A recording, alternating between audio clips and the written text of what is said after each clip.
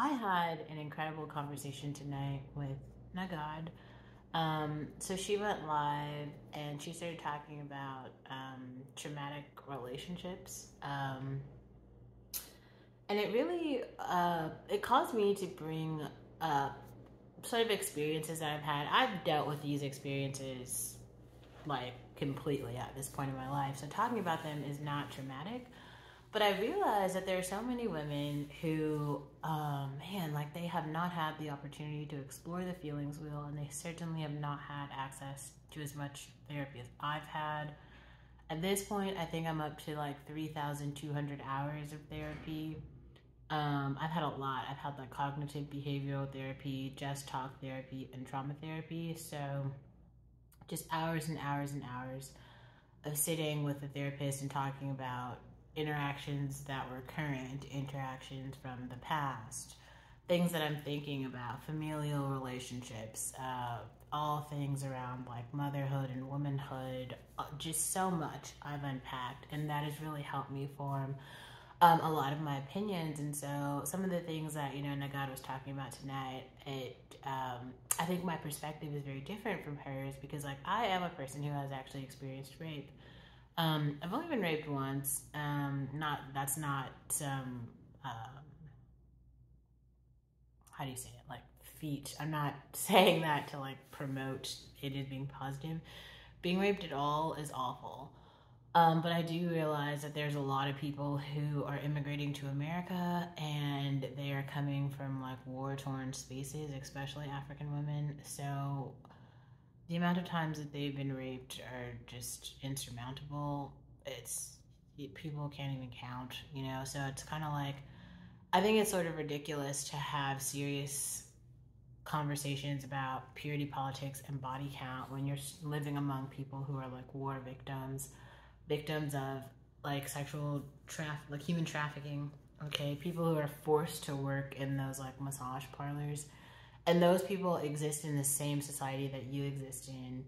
And I think that if you as a woman don't at least empathize with the fact that like someone has experienced that amount of trauma and they are living in this society like as women as well. This is why like I can't even start to have conversations about trans people, because they are real biological women who are suffering in ways that are just insurmountable, that people refuse to acknowledge. And so, I guess I could say I've been lucky enough to process a lot of my grief around my rape. But I just want to like unpack some of the common misconceptions around like who does like all of the differing perspectives around rape. So one thing I unpacked with Nagad was this idea of like point of view. So sometimes like something happens and then you have this perspective, like you have the thing that you understand about it. Like maybe someone gossiped to you, blah, blah, blah, here's what happened. Then there's the people who it actually happened to, whoever you're gossiping about. Like those people have a perspective too. If you weren't there, if you're not one of the main characters in the story, you can't imagine what those people are going through. So that was one thing that was like really important to kind of like reference. But for me, so I was in a relationship with a guy. He was like 5 years older than me, 5 or 4 years older than me, something like. He was in college. I think I might have been I was like when I'm like a freshman in college or something. I was very, very new to like dating and really anything. And so at that time I was a virgin, and this guy was really nice. Like I'd had a crush on him for a while. So then like maybe I'd known the guy for like 2 years, maybe like 2 years. So I knew all these things about him. I've been to his house a few times. I feel like I knew kind of enough about like his background. I was like, oh, he seems like a pretty decent guy. He seems like he comes from a decent family. He's a guy I wouldn't mind being in a relationship with. This is where my mind was at that point. And I think at that point I was living with my mom and her current fiance at that point in Hercules. So I'd moved kind of from the city to the suburbs. It was so boring in the suburbs. Oh my God. There's just nothing to fucking do at all. And there also just weren't very many black people or people of color in general. And I didn't have a car, so it wasn't like I can just go places. Like, to get anywhere, I'd have to, like, literally walk. And the fucked up thing about that was, like, between my mom and her fiance, they had, I think it was a total of 6 cars, but they just wouldn't give me any car, and they wouldn't help me get a car, and they were just completely adverse to, like, being parents or being civilized in any way. They're just, to me, that's nigger logic. They just refuse to help the youth in any way. This is why I feel like some people should be exterminated from the general population. You know what I mean? It's like they're never going to push society forward. And not just that, like, they literally hold people back who are trying to be successful. Like, literally all I was doing while I was living there every single day was taking a bus 2.5 hours to go to college.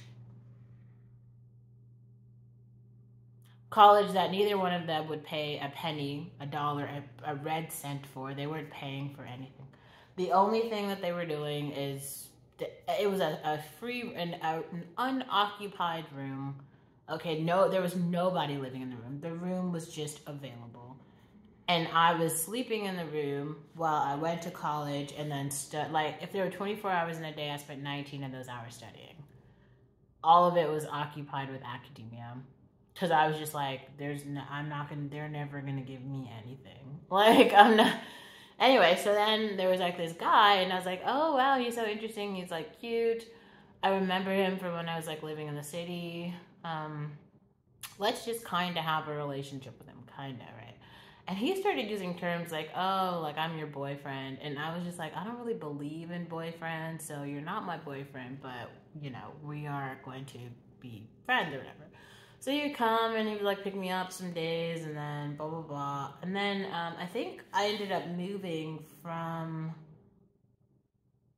I don't know, I can't remember the total time sequence of this, because we ended up moving, my mom and I moved out of her fiance's house into an apartment. That was a whole thing. But so I think after maybe, like, dating this guy for, like, maybe, like, 3 months, and, like, all of the time that we spent together, most of it was not, like, I would call it, like, sex. It wasn't that. It was more like, oh, you just, like, make out in the car. We'd go drive somewhere and just kind of, like, look at the, like, mountain, like, kind of, like, look at different scenic places in Berkeley. That was a thing that we did. I don't know. He really liked going to, like, scenic places. This is, like, botanical garden type of places, or, like, historic monuments. So we'd go to, like, all these different places, right? And, like, some of the shit was kind of, like, interesting. I felt like I was, like, really young at the time, and I was like, oh, this is really cute. So, like, we would, like, we did some kind of wild shit, like, okay, fine. I guess there's no better time to tell it. Like, I guess he was, like, house sitting for some other people in the community, and we totally had, like, sex in their bed, which is, like, totally crazy. That's one of the, like, most interesting stories, I think. It was just wild, because, like, it was a whole family, and they're, like, on vacation, and, like, I was just hanging out with him this one night. I didn't really know what the situation was, and so I kind of pulled it all together afterwards.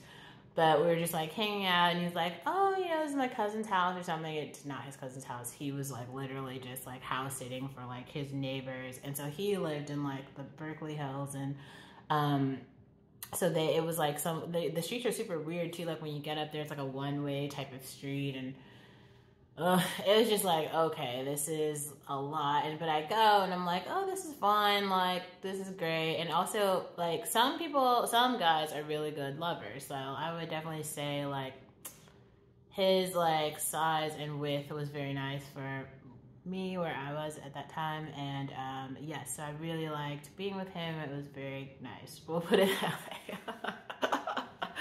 Anyway, so the sex was great, right? But there was a time, I think that might have been, like, the second time, like, we hooked up or whatever, and then it got to, so then he had, like, in his room, we would commonly, like, just go to his room, like, because he lived with his parents at the time. It was weird, because he was 4 years older than me, but he was, like, still living with his parents, but his parents had, like, gone out of town, So we go to his house, and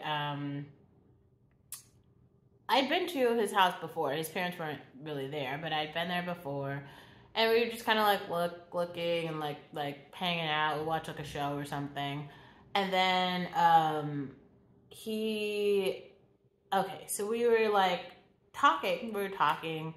And then it got to a point where we started making out, and I was like, oh, okay, this is fine. And this is definitely when I was at a place in my life where, like, I was so pensive about everything. Like, I was the girl, I don't know if I told you guys about the arm candy syndrome, but I wish I could find that paper.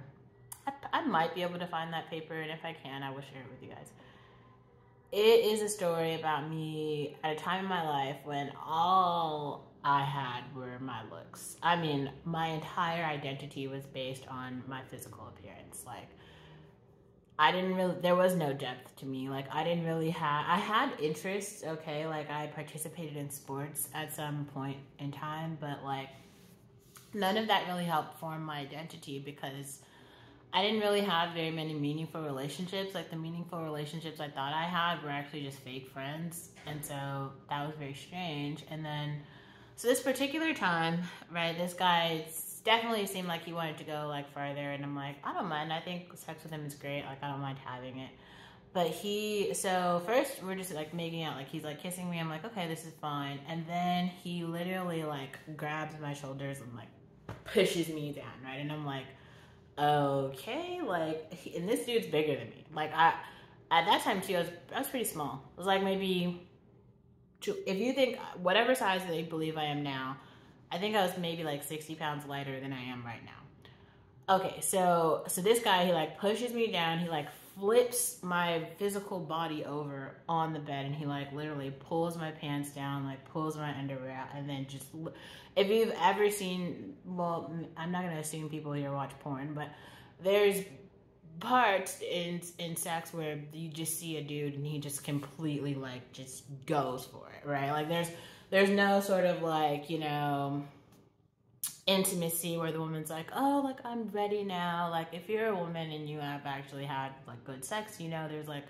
so much foreplay that happens to kind of get you to the place where you're like, this is great. Like, yeah, there was none. Like, we kissed for like 2 minutes, and then this is called rape. Like, it was like an immediate like flip. Like, I don't know if he had like a bad day, if I really have no fucking idea like what the deal was, but all I know is like my own experience of like I was like trying to like hold the bed to feel like I wouldn't be like completely broken open. Like, I'm like screaming like into a pillow. Like, the whole thing is just like fucking mind blowing.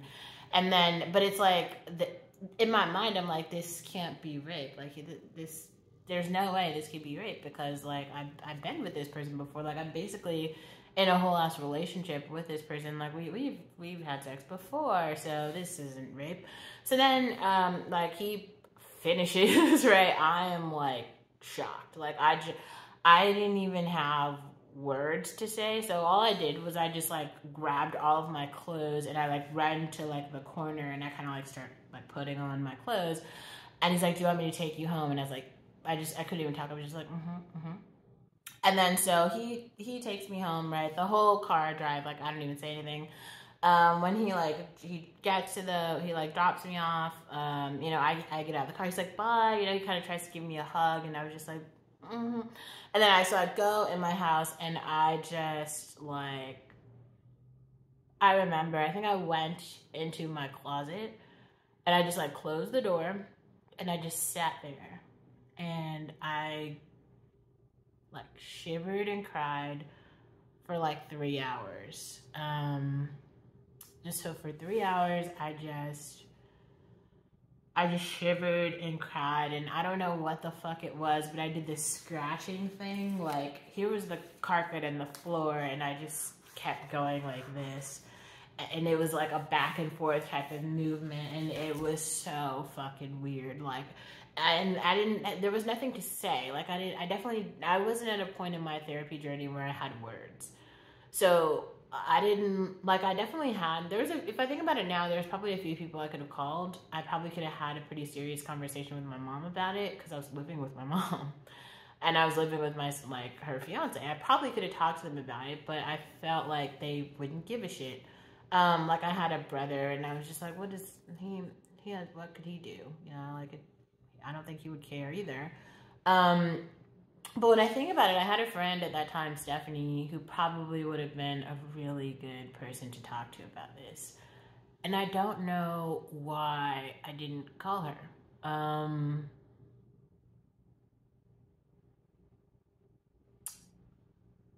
I guess I was just too far. I was in a place where I did not feel feelings.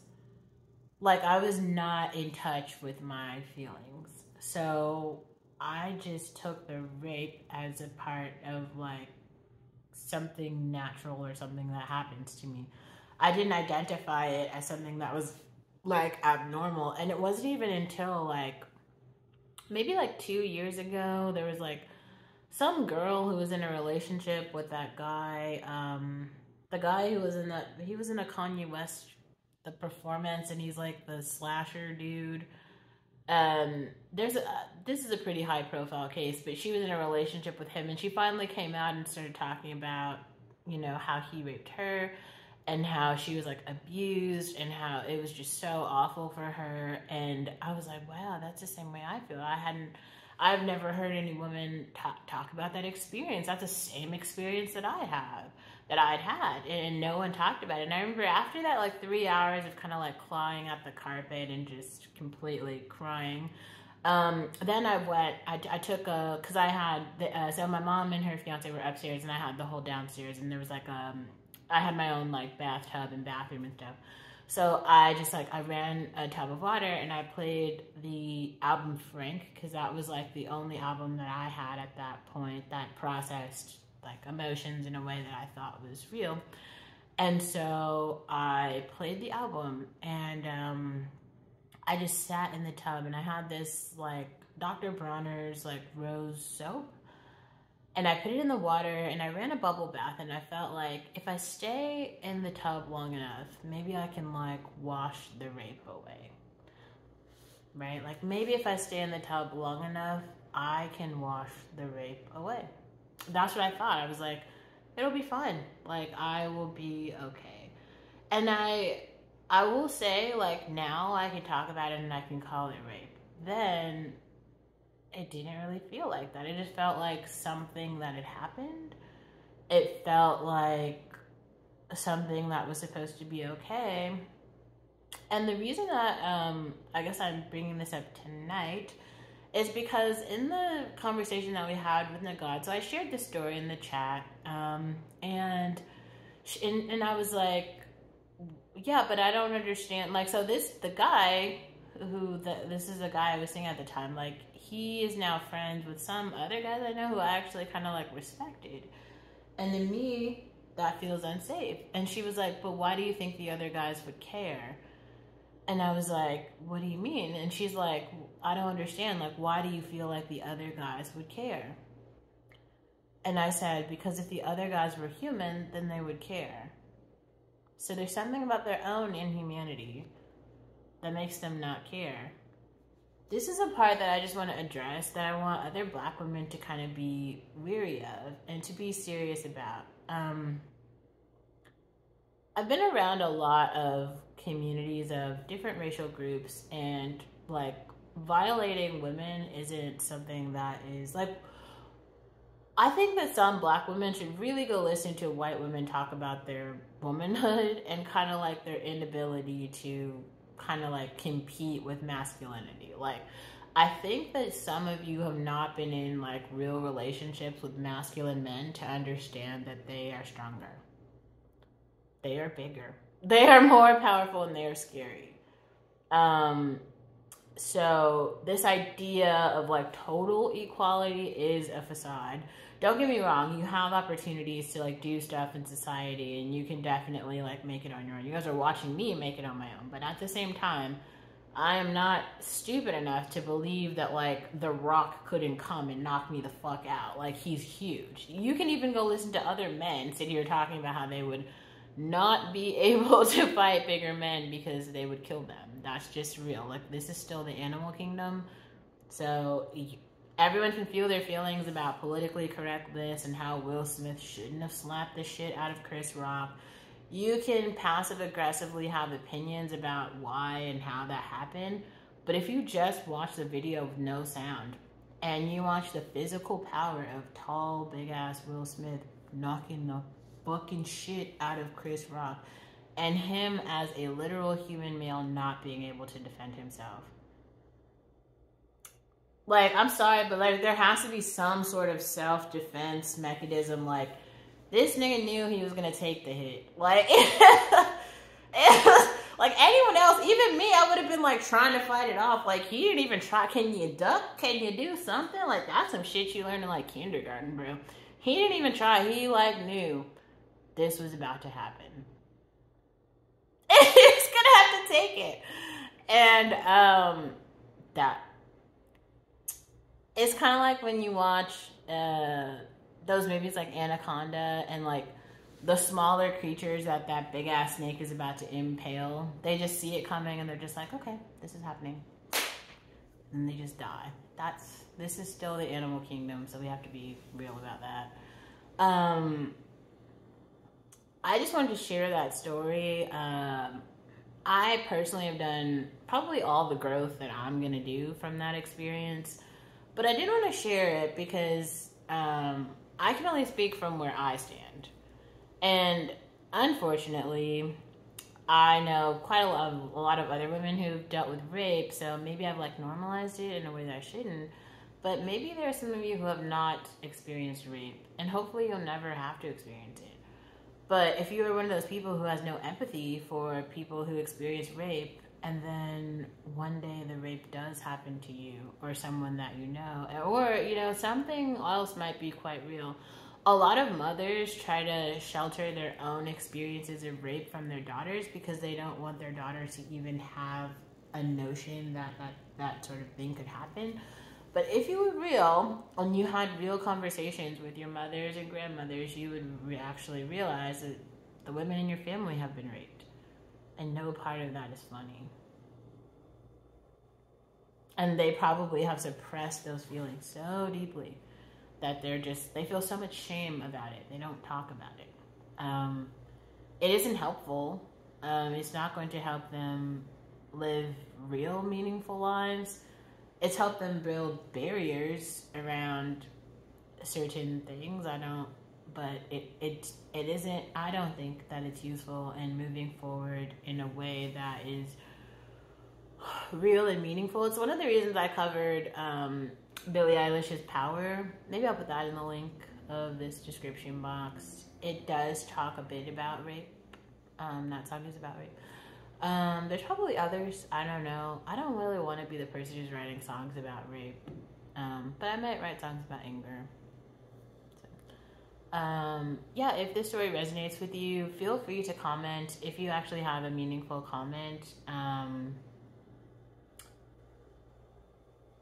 please respond. I know there's a lot of like weirdos who put weird ass comments in my videos, but I don't respond to those. I like to leave them there so you guys can see how stupid some people are. Like, sometimes I don't even say anything. Like, the comment speaks for itself, right? Like, this is really the way that some idiot feels. And that, like, not everyone has a fully functioning brain. This is why some people have smaller heads, okay? I've made other videos about nigger growth and how their brains are smaller. I feel like Indian men now fall into that category. As you see, their heads are very small. They have like smaller brains. It's just the intellectual capacity. Like, anybody could just read a book 1,000,000 times and memorize it. That does not make you, that does not give you the ability to think critically, especially about a society in which you don't live. Because India is not America, and so you're talking about people who are hypothetically taking theological rhetoric that does not apply to their own lives or society in a, like, hypothesizing about what it would be like if they were in that developed world and were able to deal with situations that they have never come into contact with. So I think just a little like snippet I want to input, because I do have to keep monitoring those comments. I think I'm going to leave them though, because I want you to see them. So